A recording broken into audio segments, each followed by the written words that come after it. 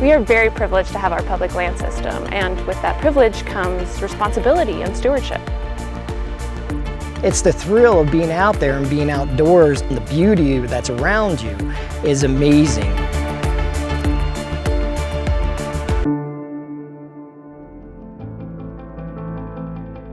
It's very important to stay on the trail or on the road. We have very unique biological soil crust, and any impact that we have on that creates these really long-term damages. And being very careful to let people pass in a way where you're not creating resource damage beyond the road is critical in an area like this.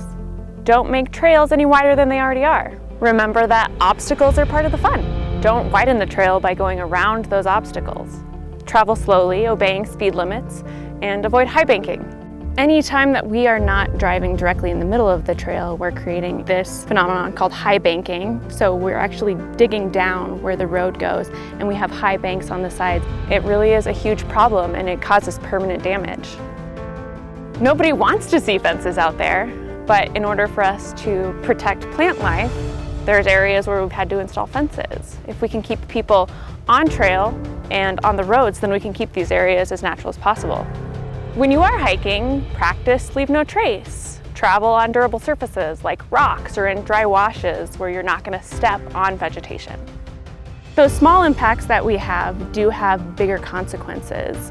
Small impacts like damaging our soil crust can hurt the ecosystem and degrade the scenic value that these areas have. You have to be curious. When you're going up some of those steep hills, you have to look ahead and see if anybody's coming down first, because you don't want to bunt in the middle, especially on some of these steep grades. Be respectful for other people. You're driving, you come up on somebody, you slow way down, you don't dust them out, you tell them how many's behind you. Up at Sand Flats, our trails have shared user groups. All of the users need to share these trails.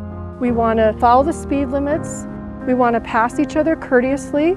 Motorized users yield to non-motorized users. And so we just need to think of all of the users and working together, because it's all of our public lands and it's here for everyone to enjoy.